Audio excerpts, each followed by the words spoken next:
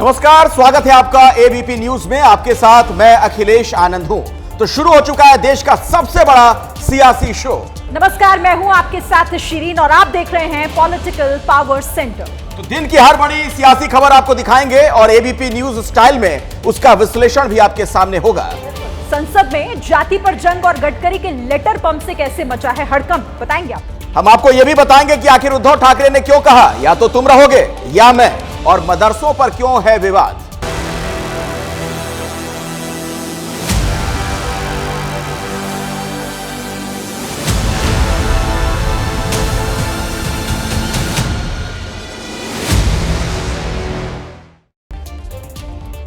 तो political power centre की शुरुआत उस खबर के साथ जिसे लेकर हर तरफ चर्चा हो रही है। क्या राहुल गांधी का जाति पूछ लिया अनुराग ठाकुर ने? आरोप यही है। जिस तरीके का बयान उन्होंने संसद में दिया, अब इसे लेकर संसद से लेकर सड़क तक हंगामा देखने को मिल रहा है और कांग्रेस तो अब बाकायदा विशेषाधिकार हनन का नोटिस दे आई है।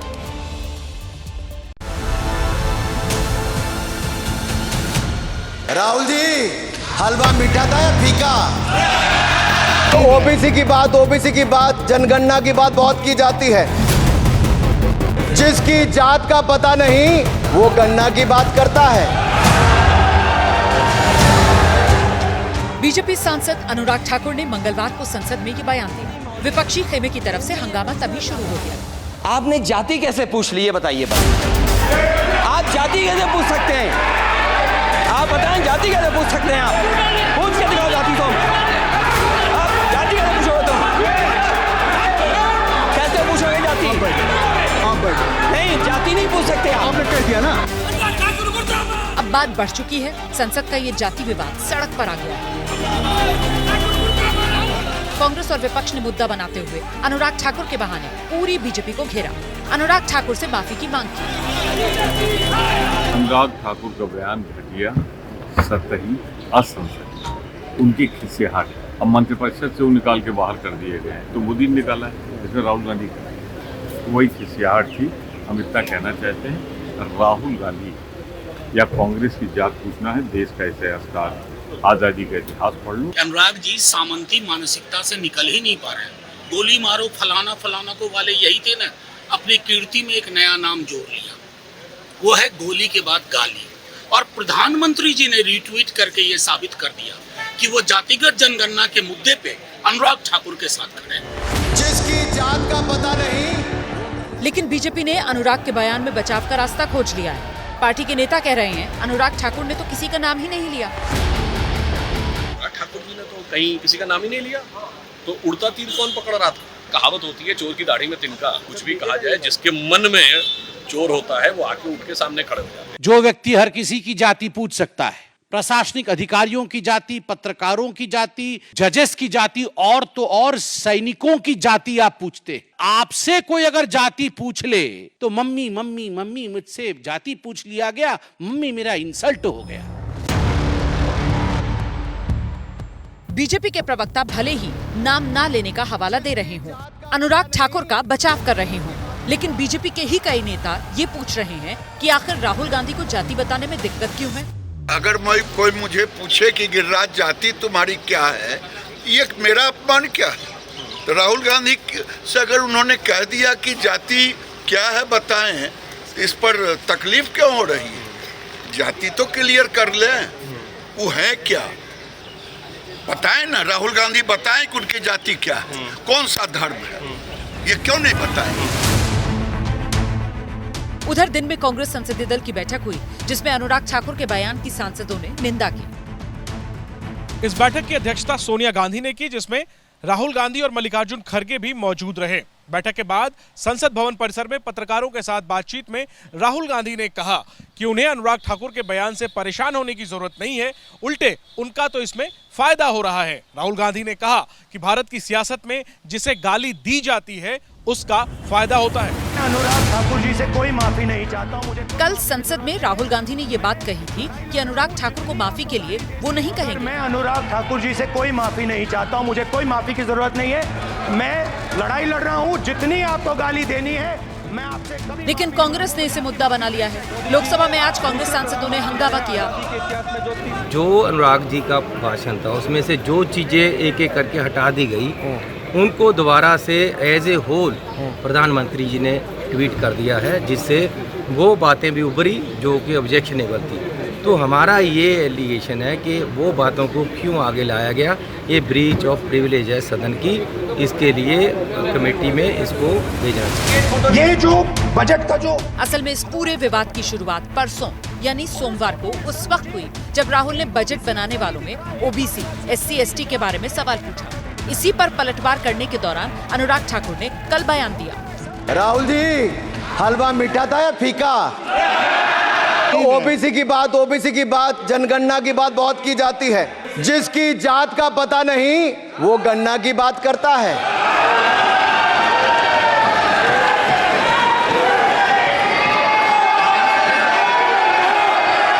जिसकी जात का पता नहीं वो गणना की बात करता है। अनुराग ठाकुर के जाति वाले बयान पर भले ही बवाल मचा हुआ हो, लेकिन सूत्रों के मुताबिक उसको सदन की कार्रवाई से इस वजह से नहीं हटाया गया क्योंकि अनुराग ठाकुर के बयान में ना तो राहुल गांधी और ना ही किसी और सदस्य का नाम लिया गया था। केंद्रीय मंत्री नितिन गडकरी ने वित्त मंत्री निर्मला सीतारमण को एक चिट्ठी लिखी है और अब इस चिट्ठी के सामने आने के बाद विपक्ष को मौका मिल गया है सरकार को घेरने का। ये चिट्ठी जो है वो इंश्योरेंस पर GST को लेकर है। केंद्रीय सड़क परिवहन मंत्री नितिन गडकरी की ये वही चिट्ठी है जो उन्होंने वित्त मंत्री निर्मला सीतारमण को लिखी। 28 जुलाई को अंग्रेजी में लिखी गई इस चिट्ठी में गडकरी ने लाइफ और मेडिकल इंश्योरेंस से 18% GST हटाने की मांग की। चिट्ठी में गडकरी ने इसे सामाजिक रूप से जरूरी और इंश्योरेंस लेने वालों पर बोझ बताया। मंत्री ने मंत्री को चिट्ठी लिखी तो विपक्ष को मौका मिल गया। खुद मंत्री एक दूसरे की पोल खोल रहे हैं, कैबिनेट में भी एक दूसरे से बातचीत नहीं होती है, इसीलिए शायद उनको ये चिट्ठी लिखनी पड़ी। अब मुझे लगता है कि अगली श्रृंखला में ये होगा कि निर्मला सीतारमण जी नितिन गडकरी जी को लिखेंगी कि जो नेशनल हाईवेज हैं मुंबई से जुड़े हुए, उन पे पॉटहोल्स कब खत्म होंगे। तो ये तो अभी शुरुआत है, ट्रेलर शुरू हुआ है, पिक्चर अभी अगले साल तक बाकी है। गडकरी जी ने भी जो लेटर लिखा है वो सही कदम है और उनको मंत्रियों में पहले एक बार तय कर लेना चाहिए कि एक हमारा मत होना चाहिए उनके बीच में। दिखाई दे रहा है, स्पष्ट रूप में दिखाई दे रहा है, एक मंत्री एक कर रहा है, दूसरा मंत्री दूसरा बोल रहा है। मुझे लगता है उन्होंने एक मत करके आना चाहिए। विपक्ष गडकरी की चिट्ठी को बीजेपी के भीतर की तनातनी को उजागर करने वाली बता रहा है। वहीं बीजेपी के नेता कह रहे हैं मतभेद जैसा कुछ नहीं है, ये महज एक सुझाव है। ये मतभेद नहीं है, ये मतभेद नहीं है। कहीं कोई बात अगर आई है, गडकरी जी ने अगर रखी है, तो ये एक मंत्री का दूसरे मंत्री को सुझाव हो सकता है। काउंसिल में सभी दलों के लोग हैं, तो इसलिए ये सुझाव तो कोई भी दे सकता है ना। सुझाव में क्या कोई डिफरेंस नहीं है सरकार के अंदर। नरेंद्र मोदी जी के नेतृत्व वाली सरकार में डिफरेंस का कोई मतलब ही नहीं पैदा होता। कम से कम कांग्रेस की तरीके से हमारी पार्टी में एक परिवार का शासन तो नहीं है। विपक्ष पहले से ही बजट को लेकर सरकार पर सवाल उठा रहा है। अब गडकरी की इस चिट्ठी ने उस सवाल को और ज्यादा दम दे दिया है। और अब अगली खबर, शिवसेना यू के अध्यक्ष उद्धव ठाकरे ने प्रधानमंत्री मोदी से लेकर बीजेपी के नेताओं को ललकारा है। उद्धव ठाकरे ने कहा, पार्टी की बैठक में यह बात उन्होंने कही कि या तो तुम रहोगे या मैं रहूंगा।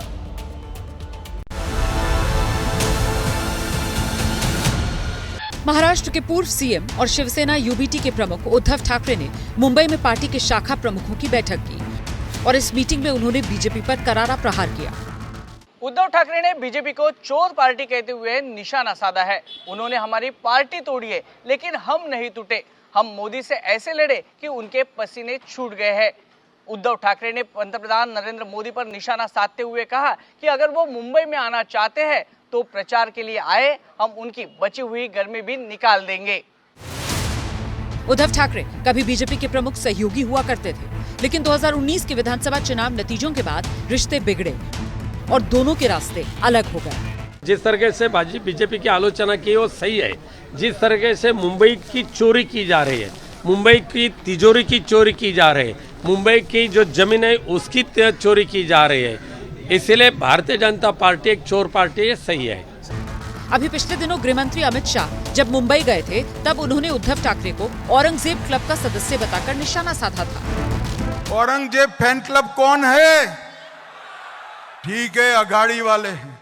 और उसका नेता कौन है? श्रीमान उद्धव ठाकरे औरंगजेब फैन क्लब के नेता बने। अब आज बारी उद्धव के पलटवार करने की थी, तो उन्होंने सीधे निशाने पर पीएम मोदी को लिया। उद्धव ठाकरे ने शिवसैनिकों को कहा है कि जिनको जाना है वो खुलकर जाए, भीतर रहकर दगाबाजी ना करे। भाजपा को ऊपर निशाना साधते हुए ये भी कहा कि जितने मेरे साथ शिवसैनिक हैं उतने लेकर लड़ूंगा और जीतूंगा भी। आज उद्धव ठाकरे का रवैया कुछ आक्रामक दिखा, इसलिए उन्होंने शिवसैनिकों को जाते जाते भाजपा को गाड़ देने की सौगंध भी दे दी। उद्धव ठाकरे ने पार्टी नेताओं की मीटिंग में महाराष्ट्र के पूर्व गृह मंत्री अनिल देशमुख के उस दावे का भी जिक्र किया जिसपे उन्होंने देवेंद्र फडणवीस पर आदित्य ठाकरे को जेल भेजने की साजिश का आरोप लगाया था। उद्धव ने फडणवीस को लेकर इस मीटिंग में कहा कि या तो तुम रहोगे या मैं रहूंगा। अगदी त्या अनिल देशमुखांनी सांगितले की कसं मला आणि आदित्यला तुरुंगात टाकण्यासाठी या फडणवीसाचे डाव होते, सगळं मी सहन करून जिद्दीने उभा राहिलेला आहे, तर तू तरी राहशील तर मी तरी राहील। उद्धव जी, आप जब मुख्यमंत्री थे तब देवेंद्र जी को झूठे केस में डालकर जेल में डालने की जो साजिश आपने रची वो कैमरा में बंद है, पेन ड्राइव में बंद है। और इस प्रकार से महाराष्ट्र की सेवा करने वाले और विकास करने वाले नेतृत्व पर लांछन लगाकर उनको खत्म करने की बात ये हिंदू हृदय सम्राट बाला साहेब ठाकरे जी के विचारों पर चलने वाले व्यक्ति के मुंह में कभी हो ही नहीं सकती। उद्धव ठाकरे की पार्टी शिवसेना 4 अगस्त से 11 अगस्त तक प्रदेश में भगवा सप्ताह मनाने जा रही। उद्धव ठाकरे की कोशिश यही है कि भगवा सप्ताह के दौरान उनके कार्यकर्ता घर घर जाए और उनका मशाल चिन्ह है उसके बारे में लोगों को बताए। हर विधानसभा क्षेत्र से करीबन 50,000 सदस्य बनाने की देखिल उन्होंने मांग की है। उसके बाद देखा जाए तो महाविकास आघाड़ी है। महाविकास आघाड़ी से तीनों पार्टियों से 2-2 सदस्य मिलकर एक कमेटी बनाई है जो आने वाले विधानसभा चुनाव में समन्वय रखेगी। अब ऐसे में देखिए सवाल ये उठता है कि उद्धव बीजेपी को ललकार क्यों रहे हैं और उन्हें ये ताकत मिल कहां से रही है। तो उसके लिए आपको हाल ही में जो लोकसभा चुनाव हुए उसके नतीजे आपको बताएंगे। ये देखिए 48 सीटों में से 30 सीटों पर महाविकास आघाड़ी ने कब्जा किया था, जिसमें से 13 अकेले कांग्रेस ने जीती थी। महायुति में 17 सीटें जीती थी और इनमें से 9 बीजेपी के पास थी और 1 निर्दलीय के खाते में गई थी, उसने भी कांग्रेस को सपोर्ट कर दिया था। और यही आंकड़े वजह है उद्धव के कॉन्फिडेंस की और इसीलिए वो ललकारते हुए बीजेपी को दिखाई दे रहे हैं। आगे बढ़ते हैं, अखिलेश का रुख। और अब आपको बताते हैं कि आखिर मदरसों को लेकर क्यों बवाल मचा हुआ है। उत्तर प्रदेश और मध्य प्रदेश में ताबड़तोड़ अवैध मदरसों के खिलाफ कार्रवाई शुरू हो गई है और ऐसे में मुस्लिम पर्सनल लॉ बोर्ड के जो सदस्य हैं उन्होंने बाकायदा यूपी के मुख्यमंत्री से मुलाकात भी की और उनसे इस फैसले पर पुनर्विचार की अपील की है। आपकी टीवी स्क्रीन पर इस वक्त 2 तस्वीरें हैं। पहली यूपी के बहराइच के एक मदरसे की, दूसरी तस्वीर मध्य प्रदेश के श्योपुर के मदरसे की। दोनों जगहों के मदरसे चर्चा में हैं, इसीलिए क्योंकि दोनों जगह प्रशासन ने सख्ती की है। सबसे पहले मध्य प्रदेश के श्योपुर से आई खबर के बारे में बताते हैं। यहाँ प्रशासन ने जिले में चल रहे 80 में से 56 मदरसों की मान्यता रद्द कर दी है। ये वो दस्तावेज है जिसमें ये पाया गया इन 56 मदरसों में शैक्षणिक गतिविधि नहीं चल रही थी। जांच में कई जगह तो मदरसे ही नहीं मिले। प्रथम दृष्टि तो ये है कि हमने 6-7 महीने पहले अनुदान बंद किया है और लगातार ये शालाएं बंद हैं। वहाँ पर भौतिक सत्यापन में नीचे इस तरह कोई शाला संचालित नहीं मिली। कई कारण हैं ऐसे जिनके कारण जांच चालू हुई है और मुझे लगता है वो जब चीज़ें जब पूरी निकल के आएंगी तब हम निष्कर्ष पर पहुँचे किस तरह की कार्रवाई रिकवरी की जाएगी। रिकवरी स्वाभाविक रूप से अगर वित्तीय अनियमितता हुई है तो वसूली भी। जिला प्रशासन की टीम ने जांच के बाद एक्शन लिया। श्योपुर जिले में ये वो मदरसे हैं जिन्हें सरकारी मदद दी जा रही थी। इस तरह की जांच बाकी जगहों पर भी हो रही है। अब मध्य प्रदेश से यूपी चलते हैं। ये बहराइच के मदरसों की तस्वीर, जहां बच्चे तालीम हासिल कर रहे हैं, लेकिन यूपी सरकार ने आदेश दिया कि जिन मदरसों को मान्यता नहीं है, यानी अवैध तरीके से जो मदरसे चल रहे हैं, वहां के बच्चों का दाखिला परिषदीय विद्यालय में कराया जाए। जितने भी गैर मान्यता प्राप्त मदरसे हैं, उन मदरसों के बच्चों का नामांकन परिषदीय विद्यालयों में करा दिया जाए। जो इनमें अध्ययनरत बच्चे हैं, ना तो इनको कोई अंक पत्र जारी होता है, ना कोई इनको प्रमाण पत्र जारी होता है, मतलब इनकी शिक्षा कोई औपचारिक शिक्षा के अंतर्गत नहीं आ पाती है। तो एक तरह से ये इन बच्चों के साथ अहित ही हो रहा है। इसलिए सरकार का ये निर्देश है कि इन बच्चों को मान्यता प्राप्त परिषदीय विद्यालयों में शिफ्ट कर दिया जाए। बहराइच में कुल 301 मान्यता प्राप्त मदरसे संचालित हैं, जबकि 495 मदरसे गैर मान्यता प्राप्त यानी अवैध तरीके से चल रहे हैं। इनमें करीब 40,000 बच्चे पढ़ते हैं। फिलहाल यूपी सरकार के फैसले से अवैध मदरसा चलाने वालों में हड़कंप की स्थिति है। अलग अलग जिलों में मदरसों की जांच के लिए प्रशासन ने टीमें बनाई हैं। देखिए, दिल्ली में कोचिंग को लेकर बवाल लगातार जारी है। छात्रों ने दिल्ली सरकार से अपनी मांगों को लेकर मुलाकात की और उधर आम आदमी पार्टी केंद्र सरकार से मांग कर रही है इसे रोकने के लिए राष्ट्रव्यापी कानून बनाया जाए।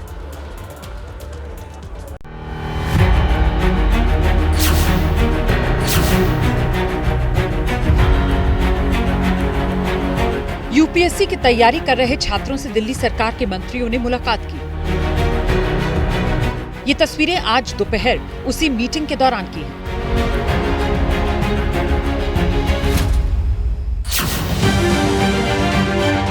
इससे पहले सुबह से दिल्ली में छात्रों ने न्याय की मांग को लेकर भूख हड़ताल का आयोजन किया। राजेंद्र नगर इलाके में छात्र प्रदर्शन कर रहे थे, लेकिन पुलिस ने छात्रों को वहां से हटा दिया। छात्रों की जो मांग है उस पर दिल्ली सरकार से चर्चा हुई। उधर आम आदमी पार्टी ने पीएम को चिट्ठी लिखकर मांग की कि कोचिंग सेंटर में मची लूट को रोकने के लिए कानून बनाया जाए। बाकायदा इसे लेकर पार्टी ने आज प्रेस कॉन्फ्रेंस की। इंडिया गठबंधन के बहुत सारे दलों ने ये मांग की कि कोचिंग सेंटर्स के ऊपर लगाम लगाई जाए। दिल्ली सरकार कोचिंग सेंटर्स को रेगुलेट करने का, कोचिंग सेंटर्स को कानून के दायरे में लाने का, कोचिंग सेंटर्स को कुछ नियम निश्चित रूप से उस प्रक्रिया का पालन करना होगा, ऐसा कानून लाने जा रही है। शनिवार को दिल्ली के ओल्ड राजेंद्र नगर इलाके में बारिश का पानी भरने से हादसा हुआ था। इस हादसे में कोचिंग के बेसमेंट में पढ़ाई कर रहे 3 होनहारों की जान चली गई थी। दिल्ली सरकार ने इसको लेकर प्रशासन से रिपोर्ट मांगी, जो दे दी गई। इसकी जानकारी आज दिल्ली की मंत्री आतिशी ने मीडिया को दी। बेसमेंट में जिस प्रकार कोचिंग सेंटर्स क्लासेस चलाते हैं, कोचिंग सेंटर्स की लाइब्रेरी थी, वो 100% इलीगल था। सबसे पहले जो जेई जिम्मेदार थे उसको एमसीडी से टर्मिनेट कर दिया गया है। असिस्टेंट इंजीनियर उनको तुरंत सस्पेंड कर दिया गया है और अगर इन अफसरों के अलावा और कोई भी अफसर जिम्मेदार पाया गया, किसी को भी बख्शा नहीं जाएगा, उन पर सख्त से सख्त कार्रवाई करी जाएगी। दिल्ली में हादसा होने के बाद सिस्टम जागा है। अगर ये काम पहले हो गया होता तो शायद उन 3 होनहारों की जान नहीं जाती।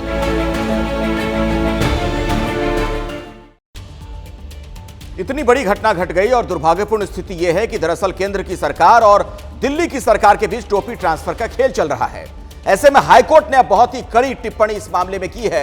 किसी को तो हादसे की जिम्मेदारी लेनी होगी। ये दिल्ली हाईकोर्ट की टिप्पणी। एमसीडी कमिश्नर खुद उस इलाके में जाएं, वहां का जायजा लें। पुलिस जांच ठीक से नहीं करेगी तो सीबीआई को जांच दे देंगे। एमसीडी, जल बोर्ड, पीडब्ल्यूडी, किसकी जिम्मेदारी है इसका पता चले और दिल्ली पुलिस कल रिपोर्ट दाखिल करेगी। हाईकोर्ट ने साफ लहजे में कहा है एमसीडी कमिश्नर भी व्यक्तिगत रूप से मौजूद रहे, उन्हें भी निर्देश दिया गया है। पुलिस के जांच अधिकारी और डीसीपी भी कोर्ट में आए और अपना पक्ष रखें। ड्रेनेज सिस्टम पर जो भी अतिक्रमण है उसे हटाया जाए। ये तमाम बातें हाईकोर्ट की तरफ से कही गई। ये सुनिश्चित किया जाए कि ऐसी घटना फिर से ना हो। और सबसे महत्वपूर्ण ये जो टिप्पणी की गई सरकार पर हाईकोर्ट की तरफ से, उसमें यह कहा गया कि मुफ्त की योजनाओं पर जो खर्च इतना किया जा रहा है उसकी जगह विकास की योजनाओं पर, इंफ्रास्ट्रक्चर पर अगर सरकार खर्च करे तो बेहतर होगा। शिरीन, बिल्कुल सही कह रहे हैं आप। और देखिए, जिस तरीके से दिल्ली में शनिवार को जो हादसा हुआ वो बेसमेंट में पानी भरने की वजह से हुआ था और ऐसे कई राज्य हैं जहां पर कुछ इसी तरीके से बेसमेंट में कोचिंग क्लासेस चलाई जा रही हैं। तो यूपी से लेकर बिहार तक ऐसे कोचिंग सेंटर्स पर कानून का शिकंजा कसा जा रहा है।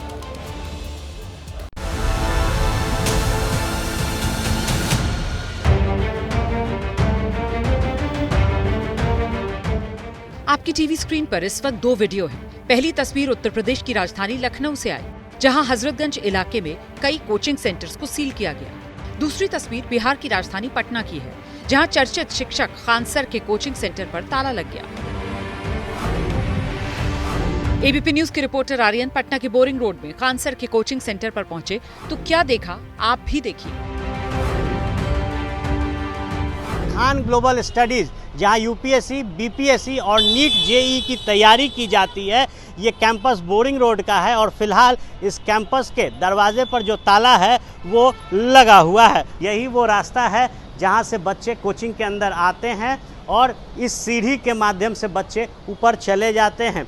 और आज इस कोचिंग के मेन गेट पर जो ताला है वो लगा, देखिए यहाँ के गार्ड हैं, क्यों ताला बंद है? कहा गया कि ताला लगा के रखना है, कल 2 दिन से हम लोग ताला मार के रखे हुए हैं।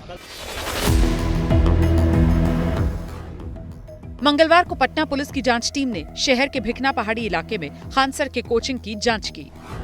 कई गड़बड़ियां मिलने के बाद प्रशासन ने परमिशन के कागजात मांगे।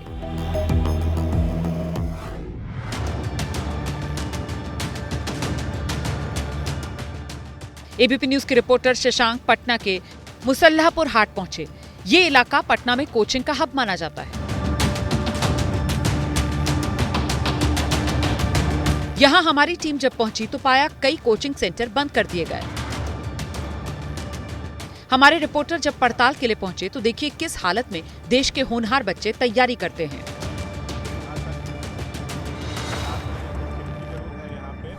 पतली सी गली है, उसी के इंटीरियर में यहाँ पे लाइब्रेरी का बकायदा जो है वो संचालन होता है। अब लाइब्रेरी में कोई है या नहीं, देखिए लाइब्रेरी बंद पड़ा हुआ है, लाइब्रेरी लॉक है, एक लाइब्रेरी है यहाँ पे, लेकिन एंट्री एग्जिट का यही रास्ता है, पूरा कंजस्टेड है, हवादार भी दिख नहीं रहा है। अगर बड़ी घटना होती है तो छात्र जब यहाँ से बाहर निकलेंगे तो कितना उनको परेशानी हो सकती है। फायर सेफ्टी का भी यहाँ पालन हो रहा है कि नहीं, ये भी एक बड़ा सवाल है। देखिए पूरा जो है लाइब्रेरी भी लॉक पड़ा है, एक ही रास्ता है अंदर आने का और यहाँ पे लाइब्रेरी है, तो कभी भी यहाँ पे बड़ी घटना अगर होती है तो बच्चे शायद अंदर ही फंस जाएंगे। ये तो बिहार की बात हुई।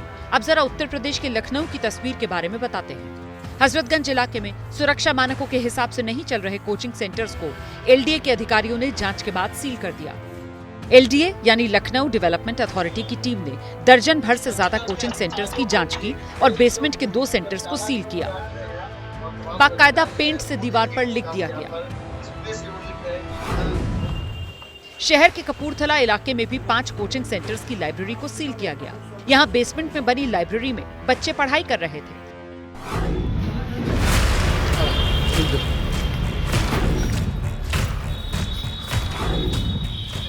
यूपी में प्रशासन सिर्फ लखनऊ में ही एक्टिव नहीं, चंदौली जैसे छोटे शहरों में भी प्रशासन किसी तरह का रिस्क नहीं लेना चाह रहा। यहाँ भी कोचिंग सेंटर सील किए जा रहे हैं। दिल्ली में तो प्रशासन और नगर निगम का एक्शन चल ही रहा है। देश के बाकी हिस्सों में भी जांच टीम सक्रिय है।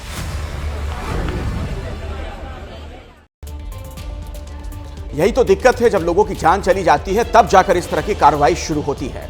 तो ब्रेक के बाद एक बार फिर से स्वागत है आपका। देखिए, केरल की वायनाड सीट, जहां से राहुल गांधी लोकसभा का चुनाव जीते, आज वो कुदरत के त्राहिमाम से करा रहा है। 200 से ज्यादा लोगों की मौत हो चुकी है और मौत का आंकड़ा लगातार बढ़ रहा है। इसी बीच केंद्र सरकार ने राज्य सरकार पर अलर्ट की अनदेखी का आरोप लगाया।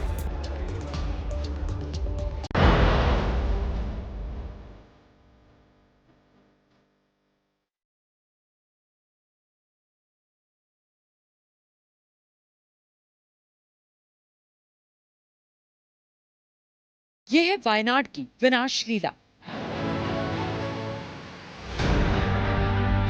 कुदरत के क्रोध की कहानी बता रही हैं तस्वीरें।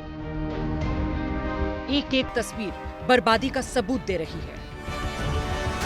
केरल के शहर वायनाड में पहाड़ से बहकर आए सैलाब ने 22,000 की आबादी वाले करीब 4 गांवों को पूरी तरह तबाह कर दिया। सैकड़ों लोग मलबे में दब गए। प्रभावित इलाकों में आर्मी, एनडीआरएफ, पुलिस बल की टीमें तैनात हैं। फंसे हुए लोगों को बचाने के लिए रेस्क्यू अभियान चलाया जा रहा है। देखिए कैसे छोटे छोटे बच्चों को इस तबाही के बीच से निकाला जा रहा है।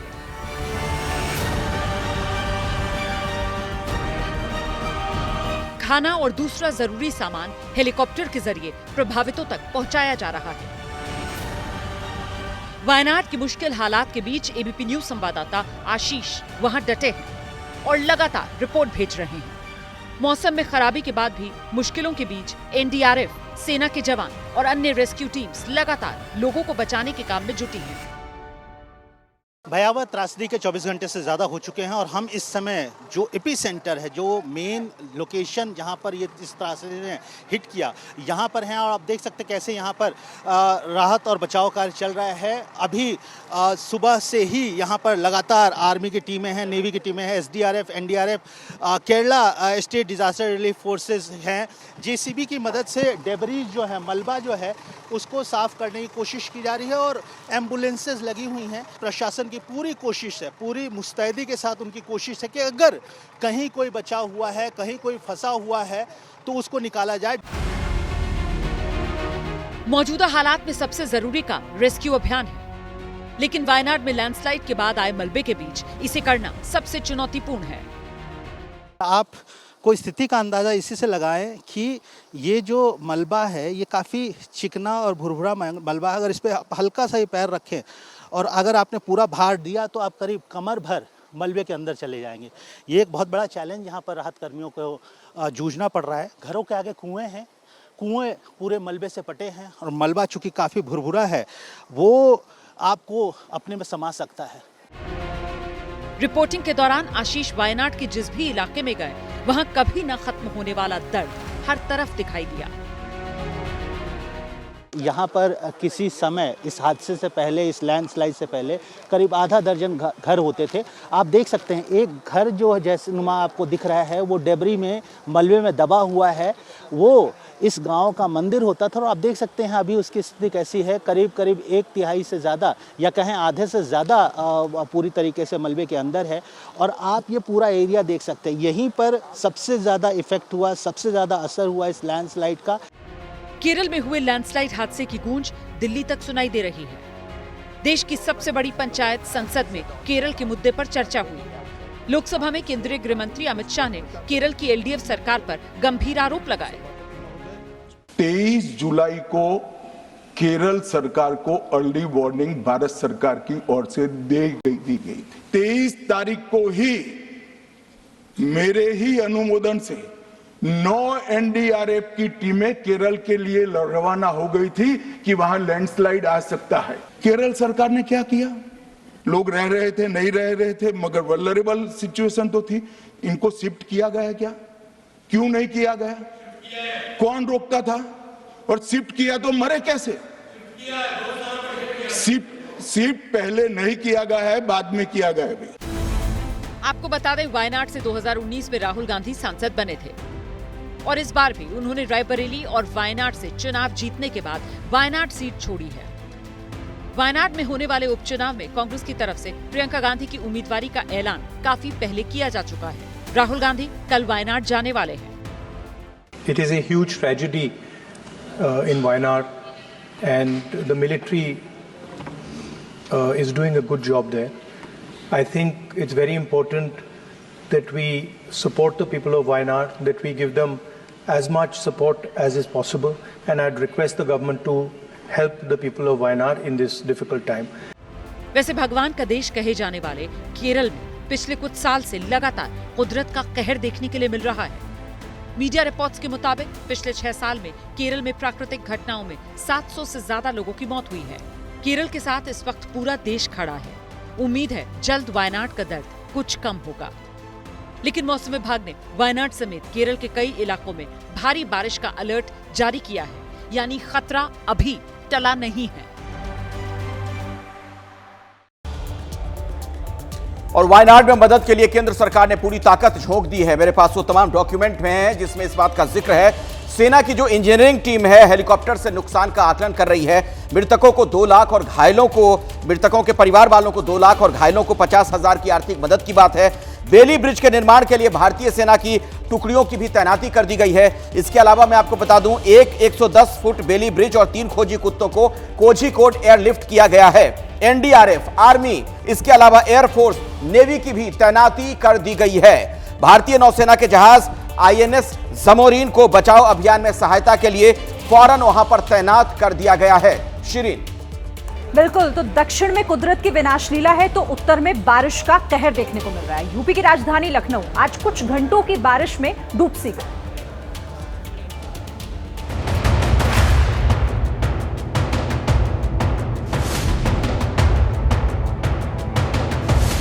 यह है देश के सबसे बड़े सूबे की राजधानी लखनऊ। नवाबों की नगरी में लंबे इंतजार के बाद जब बारिश हुई तो लोगों ने राहत की सांस ली, लेकिन कुछ ही देर में राहत आफत में बदल गई। विधानसभा परिसर, नगर निगम मुख्यालय, वक्फ बोर्ड का दफ्तर, सड़क या फिर घर, हर जगह पानी भर गया।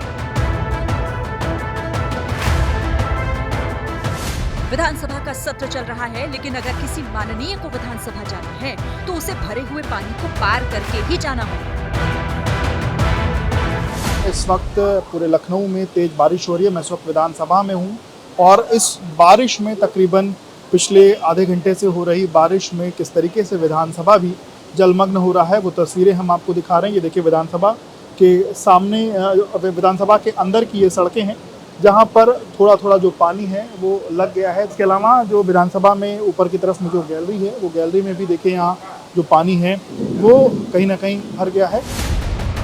अब आपको यूपी विधानसभा परिसर के अंदर लेकर चलते हैं। हर जगह पानी है, बाल्टियों से पानी बाहर निकाला जा रहा है। जहां से राज्य की दशा तय होती है वहां की तस्वीरें तो आपने देखी, लेकिन जिन पर नालों की सफाई और मानसून से पहले तैयारियों की जिम्मेदारी होती है उस दफ्तर की हालत भी जरा देख लीजिए। ये लखनऊ में नगर निगम का मुख्यालय है। यहाँ भी पूरे दफ्तर में पानी भरा हुआ है। तस्वीरें तो सेंट्रल सुन्नी वक्फ बोर्ड के दफ्तर से भी सामने आई, जहां घुटनों तक पानी भर गया। तालाब और सड़क पे कोई अंतर दिखाई नहीं दे रहा। इस दफ्तर में वक्फ की अहम फाइलें रखी हैं। अब इसको इस जल प्रलय से बचाना सबसे बड़ा चैलेंज साबित हो रहा है। एबीपी न्यूज संवाददाता अभिषेक उपाध्याय ने सुन्नी वक्फ बोर्ड के हालातों का जायजा लिया। ये सुन्नी सेंट्रल वक्फ बोर्ड का दफ्तर है। देखिए यहाँ पर क्या हाल है, किस तरह से ये मोटरसाइकिल है ये लगभग डूब चुकी है। इधर पूरा पानी भरा हुआ है और हम इस दफ्तर के भीतर जाएंगे और देखेंगे कि अंदर का क्या हाल है। जमीन पर पानी ही पानी है। पानी का लेवल भी समझ में आ रहा है कि क्या स्थिति है। इधर भी पानी पूरा घुस गया है। अलमारियां जो हैं वो सब उनका जो निचला हिस्सा है वो पानी में डुबा जा रहा है। आप यहीं पे काम करते हैं? जी मैं इंस्पेक्टर हूँ यहाँ पर। आप इंस्पेक्टर हैं। बहुत ज्यादा पानी आ गया है। क्या कर सकता हूँ भाई, उसका नशेब में है ये। कितने बजे से आना शुरू हुआ ये जब पानी बरसा है थोड़ी देर बाद पानी सब फाइलें वाले उठा के ऊपर रखी होंगी सब। जी हाँ। और पूरा ये साफ किया है? जी। लखनऊ में हर जगह पानी भरा है। जान जोखिम में डालकर खतरों से खेलते हुए लोग अपने वाहनों से निकल रहे हैं। तस्वीरें गोमती नगर की हैं, जहां आप देख सकते हैं पानी के बीच लोग कैसे निकल रहे हैं। वैसे ऐसे हालात सिर्फ लखनऊ में ही नहीं, देश के कई हिस्से इस वक्त जुलाई में बाढ़ से लड़ाई लड़ रहे हैं। लखनऊ से आपको यूपी के दूसरे शहर सोनभद्र लेकर चलते हैं, जहां तेज बारिश के सामने बांध ने भी हार मान ली और टूट गया।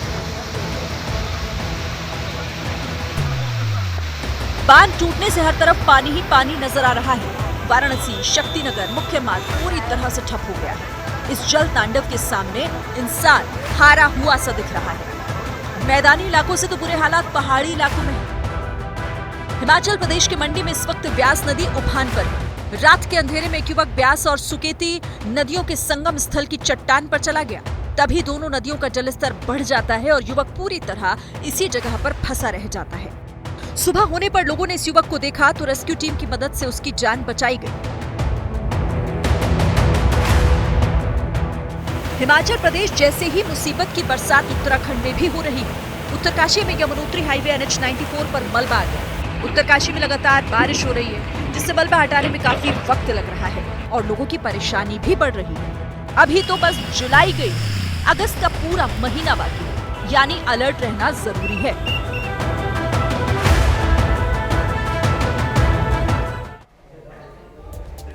उत्तराखंड की ही एक और तस्वीर हम आपको दिखाते हैं। हरिद्वार की यह तस्वीर है। हर की पैड़ी के पास आप देखिए क्या किस तरीके से यह ट्रक फंस गया वहां पर। ये आप तस्वीरें देख रहे हैं, पानी का तेज प्रवाह वहां पर नजर आ रहा है और जिसमें ये ट्रक बहता हुआ, ये हरिद्वार की स्थिति है।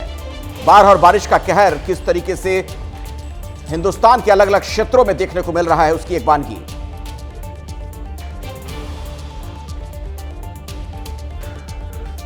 तो पॉलिटिकल पावर सेंटर में आज फिलहाल इतना ही। बिल्कुल, कल शाम 6 बजे फिर आपसे होगी यहीं पर मुलाकात, तमाम दिन भर की बड़ी सियासी खबरों के साथ। और तब तक के लिए आप बने रहिए एबीपी न्यूज के साथ, क्योंकि खबरें यहां पर कभी थमती नहीं।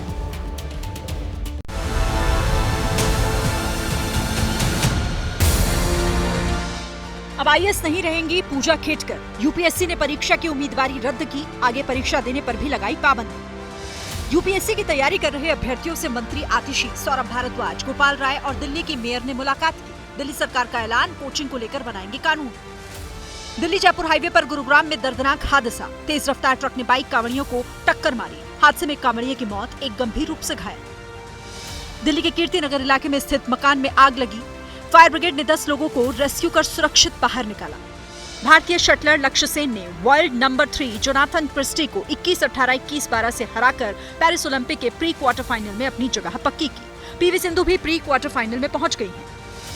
ओलंपिक में पदक की उम्मीद दीपिका कुमारी ने सिंगल इवेंट के प्री क्वार्टर फाइनल में एंट्री ली। एस्टोनिया की रीना परनेट को शूट ऑफ में हराया।